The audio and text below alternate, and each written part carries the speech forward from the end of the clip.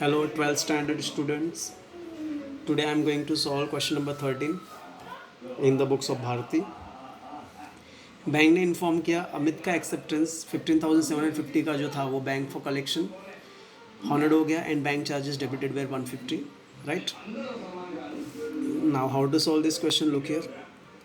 अभी यहाँ पे देखेंगे बैंक इन्फॉर्म कर रहा है कि अमित का एक्सेप्टेंस मतलब अमित ड्रॉई है, भारतीय ड्रॉवर है और बैंक फॉर कलेक्शन के लिए भेजा था. Entry will. अभी इस केस में क्या होता है, बैंक जो है भारती को, बैंक क्या करता है, पहले अमित से पैसा कलेक्ट करता है, बैंक अमित को बिल देता है, अमित क्या करता है, कैश देता है, बराबर है. ये कैश बैंक किसको देगा, भारती को देगा, राइट? तो भारती के पास कैश आ रहा है, कैश डेबिट, ठीक है. और बैंक चार्जेस है, बैंक चार्जेस भी डेबिट हो जाएगा. कौन दे रहा है, बैंक दे रहा है, bank credit, right? Cash debit, bank charges debit and bank for collection credit. Okay, now how to write the entry, listen carefully. तो फर्स्ट एंट्री आएगी कैश अकाउंट डेबिट, क्योंकि बैंक जो है पैसा रिटर्न कर रहा है. बैंक चार्जेस लग रहा है, bank charges account debit, correct. क्या एक्चुअली बिल तो जाएगा नहीं, यहाँ बैंक दे रहा है तो बैंक अकाउंट क्रेडिट, ठीक है. तो कैश कितना आया, 34,000, नहीं सॉरी, कैश जो था 15,750 रुपीज़ का, बैंक चार्जेस है 150, तो टोटल जो है 15,900 का रहेगा. नेगेशन आएगा B bank given cash for collection, right? समझना क्या है, बैंक ने भारती को इन्फॉर्म किया कि आपने जो अमित का एक्सेप्टेंस देते थे हॉनर्ड हो गया, तो पैसा देगा और बैंक चार्जेस भी लेगा. तो पैसा कितना दिया, कैश डेबिट आ रहा है, कैश आ रहा है, कैश डेबिट, बैंक चार्जेस खर्चा डेबिट हो जाएगा, बैंक क्रेडिट. तो cash 15,750, bank charges 150, to bank 15,900. Okay, now second question. Nitin renewed his acceptance for 22,200 by paying rupees 2,200 in cash along with interest on balance amount at 10% and accepted the fresh bill for balance for 3 months. Nitin ने यहाँ पे renew किया मतलब पहला वाला bill dishonour हो गया रहेगा, राइट? तो बी का एंट्री करते हैं. अपने को ये जो भी वो एंट्री है भारती के बुक में करना है, राइट? यहाँ पे नितिन ने अपना रिन्यू किया एक्सेप्टेंस, मतलब भारतीय ड्रॉवर है, नितिन ड्रॉई है, मतलब पहला डिसऑनर हुआ रहेगा. भारती ने बिल दिया लेकिन पेमेंट में कुछ आया नहीं, डिसऑनर. अभी उसने रिन्यू किया लेकिन पहले 2,200 कैश पे किया अलॉन्ग विथ इंटरेस्ट, तो पहला इंटरेस्ट का बॉक्स आएगा, राइट? इंटरेस्ट कैसे कैलकुलेशन करना है, 22,200 में से 22,200 में से 2,200 कैश पेड किया तो बचा कितना, 20,000. 20,000 पे 10% 3 महीने के लिए, राइट? 20,000 पे 10% 3 मंथ्स के लिए, करेक्ट. तो ये जीरो कैंसिल, ये जीरो कैंसिल, 3 1 ज़ा 3, 3 4 ज़ा 12, 4 5 ज़ा 20, 500 रुपये. कैसे कैलकुलेशन किया, 22,200 में से 2,200 कैश पेड किया, मतलब बचा कितना, 20,000. 10% नया बिल कितने महीने का, 3 महीने के लिए.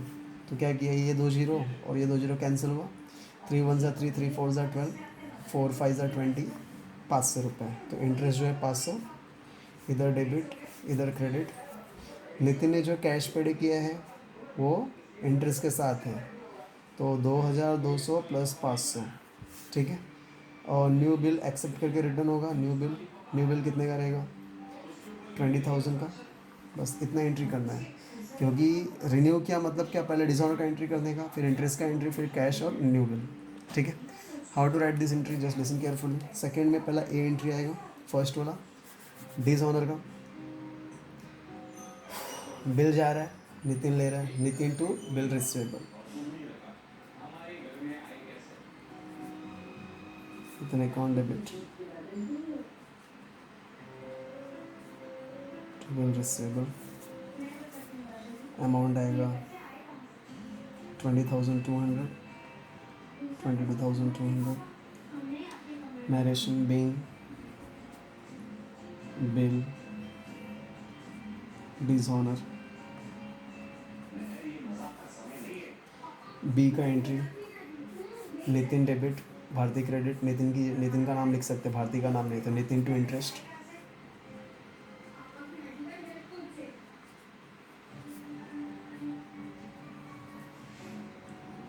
Account amount will be 500।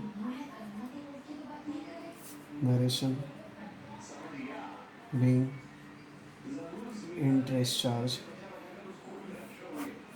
C entry cash आ रहा है, नितिन दे रहा है, cash to Nitin.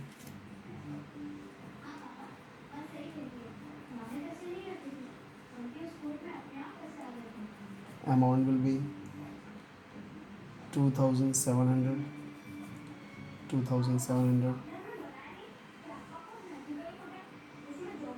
being cash received।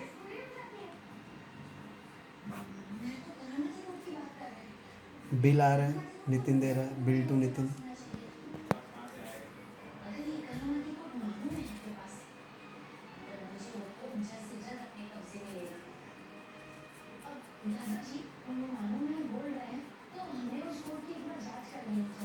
Amount will be 20,000 being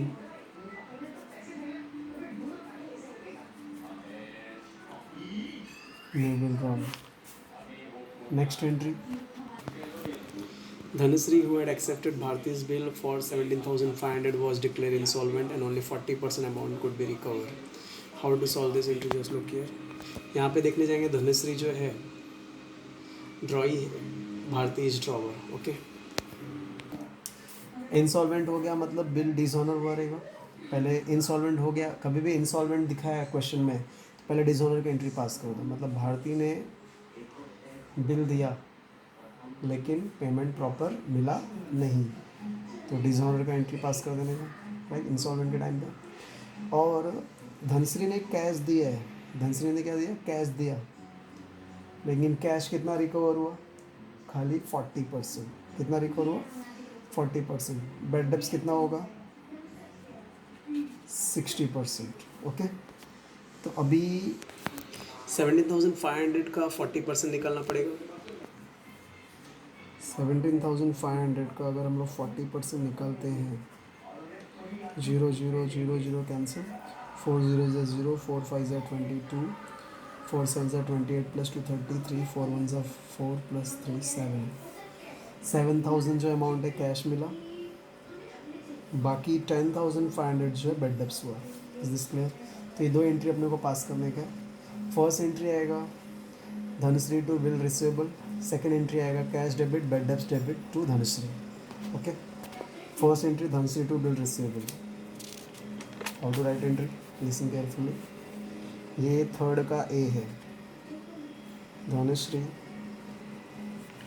account debit to bill receivable,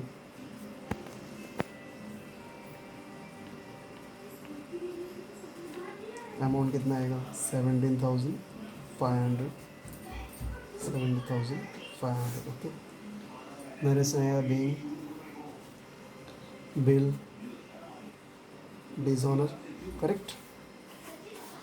B entry आएगा, कैश आ रहा है, कैश डेबिट, बेड डेप्स है, bad debts account debit to Dhanashree,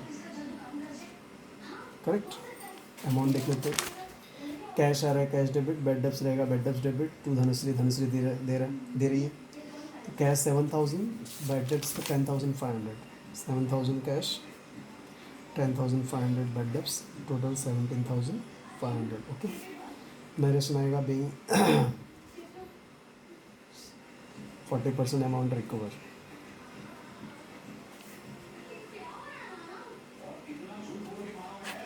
Next, 4 number. Discharge our acceptance to Savita for 9450 by endorsing Pravin's acceptance to us rupees 9,000। मतलब यहाँ पे बोलने जाएंगे तो सविता का जो पेमेंट करने का था 9450 का, मैंने प्रवीण का बिल जो है सविता को एंडोर्स कर दिया 9,000 रुपीज़ का। अगेन आई एम रिपीटिंग, यहाँ पे देखने जाएंगे तो प्रवीण जो है ड्रॉई है, भारती ड्रॉवर है और सविता इंडोर्स थी। क्वेश्चन क्या है, डिस्चार्ज मतलब पेमेंट क्लियर किया सविता के एक्सेप्टेंस का 9450 का बाय इंडोर्सिंग, इंडोर्स करके किसका बिल का, प्रवीण का एक्सेप्टेंस का बिल ₹9000 का। Is this clear? तो यहाँ पे जो देखने जाएंगे तो Praveen is drawee, Bharti drawer and Savita is endorsing, right.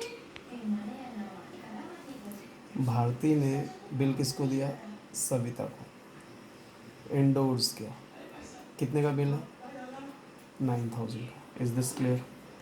तो बिल जा रहा है, सविता ले रही है, तो Savita account debit to bill receivable. Okay, इसमें खाली एक ही एंट्री रहेगा, सविता अकाउंट डेबिट